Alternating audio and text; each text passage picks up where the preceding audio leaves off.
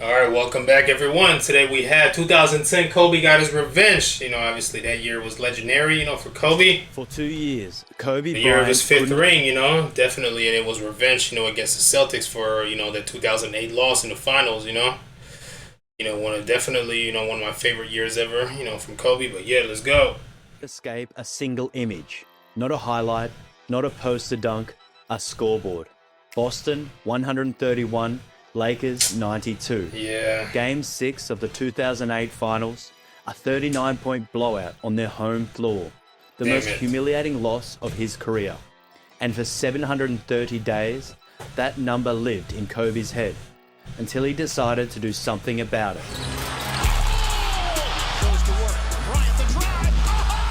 I play games with the flu. I play games with 102-degree fever, man. Damn, for real? I said, I already knew. The But whatever. 2008 collapse came just 4 years after another public failure, the 2004 finals loss to Detroit. Kobe had spent years trying to bury that one, watching it happen again, this time against Boston, on the biggest stage, cut deeper than anything before it. The Celtics team had been assembled specifically to win a championship. Paul Pierce, Kevin Garnett, Ray Allen, Yeah. 3 future Hall of Famers on the same roster. Bro, that stacked ass team, whatever, man. When they got their shot at the Lakers, they made it personal. KG's intensity, Pierce's trash talk. Kobe walked off that court knowing everyone was watching, knowing the narrative was already being written. Shaq had won a ring in Miami, now Boston had embarrassed him at home. So after a short pause, he went right back to work. Same routine, same obsession, fadeaways, mid-range footwork, threes off balance. And according to multiple reports, a photo of Paul Pierce holding the Larry O'Brien trophy sat in Kobe's locker. A reminder he never needed, but refused to forget. In 2009, the Damn. Lakers made it back to the finals and handled Dwight Howard's Orlando Magic in 5 games. Kobe got his 4th ring, but that wasn't closure, because the following year, fate brought Boston back. And of course, it wouldn't be easy. Game 7 of the 2010 finals, the worst possible night for Kobe to have an off shooting game. But instead of forcing it, he adjusted, he rebounded. Yeah, he that was defended. his shooting definitely that was a struggle during that game. But hey, he figured out a way to win, and that's all that matters, man. He orchestrated the triangle, he willed possessions into existence when nothing was working offensively. And when it was over, Kobe Bryant had his 5th championship, and the revenge he'd been carrying for 2 years. But that ending only makes That sense that 5th ring had the whole league panicking, bro. if you understand how fragile everything was before it. After Shaq left in 2004, the Lakers were hollowed out. Kobe dragged thin rosters to the playoffs year after year, only to run into first and second round exits. There were nights he'd score 40 and still lose. There were playoff games where he was surrounded by guys who had no business being in a playoff rotation on a contending team. At one point, even the Black Mamba demanded a trade. The future looked bleak. Fans were frustrated. The media was writing off Kobe's championship window. Then came Pau Gasol, a last-ditch gamble that changed everything. The trade was so lopsided, people called it highway robbery. Memphis sent a legitimate all-star, a skilled 7-footer who could score, pass, and defend, for a package that looked like spare parts in comparison. And suddenly, the Lakers were whole again. A finals run in 2008, a title in 2009, and entering 2010, a chance to do something special. Back-to-back championships and revenge on Boston. Yeah. Still, 2010 wasn't smooth. The Lakers dropped games they shouldn't have. The West was absolutely loaded with talent. And once again, Bro, how many 50-win teams were there, in the West that year? Like, bro, they had at least, I think at least 5 to 6 teams that won at least 50 games during their, regular season. And that's the regular season where Kobe had 6-7 game winners, bro. And damn, bro, it's like, Kobe became the margin between control and chaos. He led the team in both points and assists that season, and in the clutch, he was automatic. 7 game winners, 7 moments that literally shaped history. Because the Lakers finished 57-25 as the number 1 seed in the West. Take away those 7 shots, they're 50-32, tied for 6. No home court advantage, a first round matchup with Phoenix instead of Oklahoma City, probably no title, definitely no revenge against Boston. Damn. 7 shots. That's the difference between... So that shows you, like, definitely, like, the impact of those 7 game winners, bro. You know, sorry. That shows you the impact of it right then and there, man. Hey, whatever, man. legacy and what if. And Kobe made every single one. December 4 versus Miami, moving left, Kobe rose and launched a bank 3 from 27 feet with 0.3 seconds on the clock. The ball hung forever. It kissed off the glass and dropped through. Lakers win. Yeah, that one right there. Artest looking, gets it to Bryant. Bryant dribbling, has to put it up with the buzzer. Banks it in! Right over D Wade, and it's crazy because, bro, he made sure to find Dwayne Wade after the game, but too. That was crazy, bro. But hey, whatever. December 16 at Milwaukee. Back-to-back games, overtime, down 6 late. Kobe scored the final 7 points of the game. Capped by a buzzer-beating jumper after Phil Jackson chose to inbound the ball in the backcourt to prevent a double team. Lakers win. Yeah, he took the shot at that exact same spot too. Maximize the possessions. Kobe on the spin, and Kobe keeps saying, "Give me the hoop," and they finally do. This will be a tough play from back here. They gotta get it into Kobe. Now the Lakers for the win. Kobe going up over Bell, fall away. Yes, at the buzzer, he does it. January 1st versus Sacramento. Chaos everywhere. Missed free throws, broken coverage, Pau Gasol waiting at the top of the key. Kobe freed himself on the wing, caught the pass, and buried a 3 at the horn. Lakers win. Let's see what they do. Well, he was close to being out too. Kobe will get it for the win. He is hard to believe. January 13 at Dallas. Kobe was dealing with back spasms all night. 10 points total, looked like he could barely move. But with the game tied late, he rose over Josh Howard and buried it anyway. Pain didn't matter. Kobe going up for the lead. Yes! January 31 at Boston. This one mattered more than a regular season game should have. Kobe was playing on a bad ankle, shot 7 for 19. None of that mattered. Pump fake, fade away. Bryant leads, falling away. Contested, Ray Allen man. missed on the other end. Allen for 3 and the win. No, sir. Lakers win, in the building that haunted him. February 23 at Memphis. Blocked at the rim on the first attempt. Timeout. Redraw the play. By Rudy Gay now, not OJ and Mayo. He's got the pick, he's got the pop, the 3, yes! Memphis never had a chance to respond. Lakers win. March 9 versus Toronto. Game tied. Everyone in the building knew who was getting the ball. Didn't matter. And go, wait, make sure you get the last shot. Bang! That season, Sports Illustrated surveyed 190 NBA players and asked one simple question. Who do you want taking the last shot? 76% chose Kobe Bryant. Now you know why. Yeah, you know why. While the Lakers marched toward a repeat, the road through the West was brutal. Oklahoma City had arrived, 50 wins behind Kevin Durant and Russell Westbrook. Phoenix won 54 games with Steve Nash running one of the most advanced offenses in the league, surrounded by Amari Stoudemire, Jason Richardson, Grant Hill, and Channing Frye. Every playoff team in the West won at least 50 games. Every one of teams them, won yeah, that's what I 53 or said. more. This was survival, and Kobe Bryant lived for it. Bro, it's so crazy how stacked the Western Conference was, you know, during that time. Like, bro, how significantly better the West was, you know, compared to the East, bro. Like, damn. From December through April, the Lakers didn't look like a finals lock. Boston didn't either. Over their final 54 games, the Celtics went just 27-27. The narrative was brutal. They were old, worn down, finished. Blog posts and headlines everywhere predicted an early playoff exit. People were ready to write off the big 3. The Lakers weren't exactly inspiring confidence either. LA finished their final 54 games 34-20, and people openly questioned whether it was even possible for them to reach a third straight finals. The idea of a three-peat finals run felt unrealistic given the competition.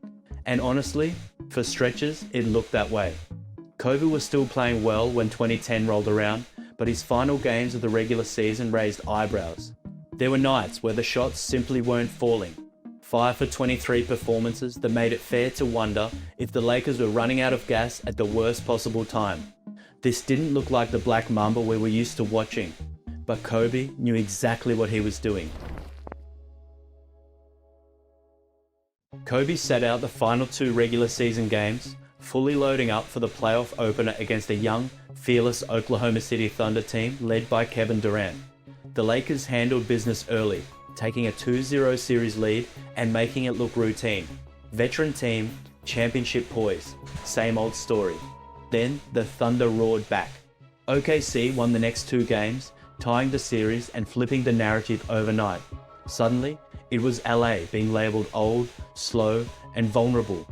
Durant was putting up monster numbers, Westbrook was attacking downhill every possession. The Thunder looked like a team that didn't know they were supposed to lose. That energy lasted exactly 2 more games. The Lakers responded immediately, closing the series in games 5 and 6, reasserting control and reminding everyone who'd been there before. The second round was even more straightforward. A clean sweep of Carlos Boozer, Deron Williams and the Utah Jazz. At this point, Kobe was locked in. You could see it in his eyes during post-game interviews. The focus was different. The answers were shorter. He wasn't thinking about anything except what was ahead. The championship.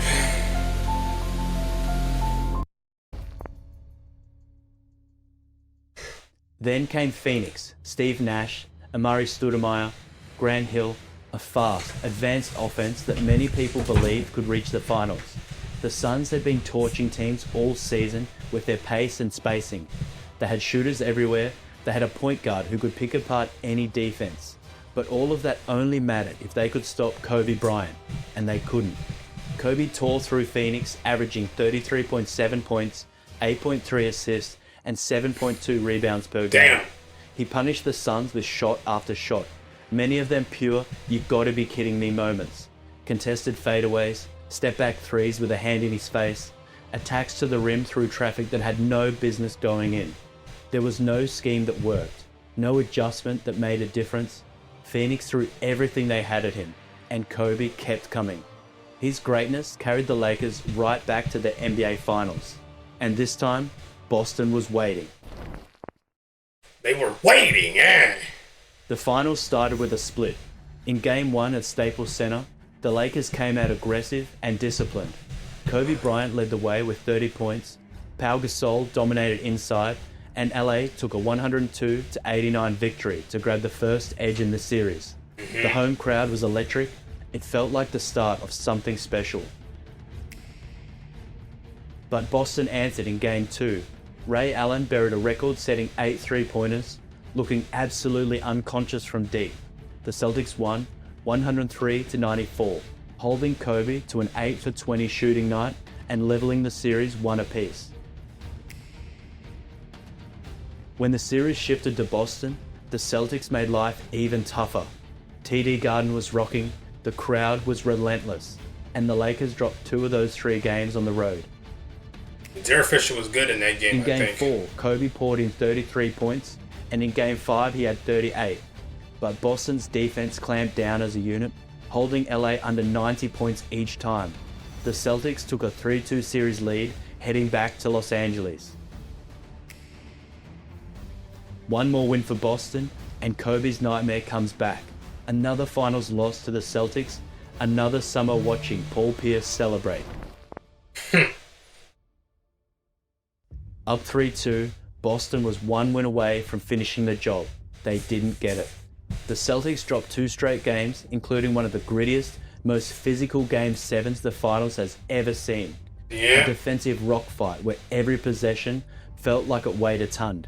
Neither team could find any rhythm offensively. Shots clanked off the rim, bodies hit the floor on every drive. It was ugly basketball, but it was championship basketball. Yeah, And facts. in the defining moment, it wasn't Kobe who delivered the dagger. It was Ron Artest. With just over 1 minute Artest. left and the Lakers clinging to a 76-73 lead, Artest caught the ball near the top of the key. No hesitation, he rose and buried a three that Bang. effectively sealed the championship. Bryant looking. Artest, that's a three. Bang! The Staples Center erupted. A possession later, with the Celtics scrambling, Sasha Vujacic, who'd played just 5 minutes all night, calmly knocked down 2 free throws with 11.7 seconds left, putting the game away Yes. for good. Hollywood couldn't have written it better. Kobe finished Game 7 with 23 points on 6 for 24 shooting, and that stat line has been memed ever since. People love to bring it up. Kobe shot terribly in the clinching game. You've probably heard it 100 times. Yeah, But context matters. Everyone shot terribly in that game. exactly. Paul Pierce went Go do your research about everyone's field goal percentage, bro. You're gonna see something. For 15. Ray Allen went 3 for 14. Lamar Odom 3 for 8. Andrew Bynum 1 for 5. Pau Gasol 6 for 16. The Lakers shot 32.5% as a team. The Celtics shot 40%. This wasn't a shooting contest. It was survival. This was not like a scoring game, really. Like, this was more about like defense and, you know, high competitiveness, like, bro. And Kobe did what survival required. He grabbed 15 rebounds from the shooting guard position. He defended, he facilitated, he attacked the rim and absorbed contact possession after possession, getting to the free throw line and keeping the Lakers And was still the leading scorer of that game. in it when nothing else was working. He didn't play pretty, he played necessary. The idea Exactly. that Kobe had an average or bad finals collapses the moment you look at the full picture. Across the series, he averaged 28.6 points, 8 rebounds, 3.9 assists, and 2.8 combined steals and blocks, Damn. while playing over 41 minutes per game. He opened the finals with 30 points, 7 rebounds, and 6 assists in Game 1. On the road in Boston, in losses, he was dominant, averaging 35.5 points across Games 4 and 5. Facing elimination in Game 6, he responded with 26 points, 11 rebounds, and 4 steals, leading a 22-point blowout where the Lakers held Boston to just 67 points. That's not an average finals. That's a superstar carrying weight in every possible way. Yeah, Scoring when literally, bro. the team needed buckets, rebounding when the game got physical, defending when possessions mattered most. Bryant won his second straight finals MVP and his 5th championship, officially stepping out from under every shadow that followed him early in his career. When asked what that 5th ring meant to him, Kobe didn't dance around it. We know what it means as a team, but what about You know, he got one more than Shaq now. individually for you? Just got one more than Shaq.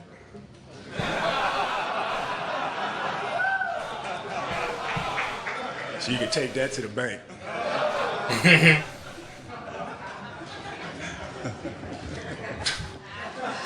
You know how I am. You guys know how I am.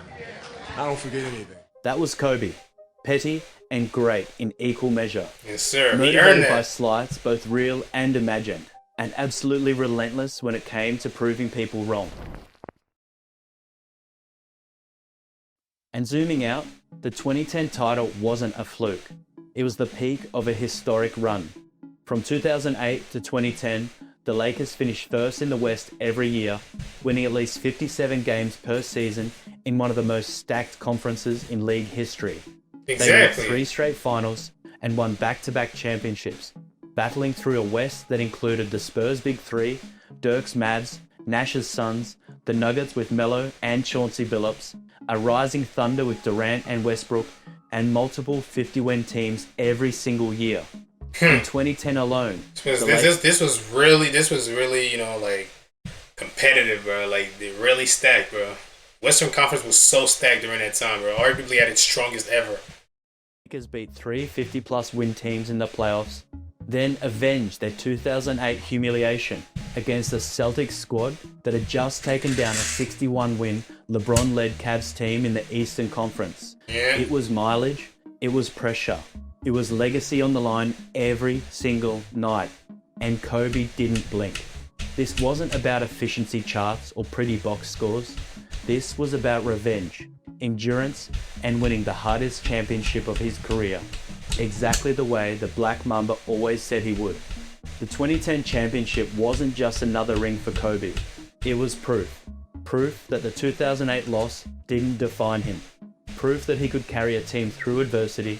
Proof that when it mattered most, he'd find a way, even if it meant grabbing 15 rebounds on a night when nothing else was working. Yeah. For 2 years, Kobe carried that 39-point loss in his head, and then he buried it. He buried that. Anyways, man, what do you guys think of that? I'll see you guys in the next one. Peace out.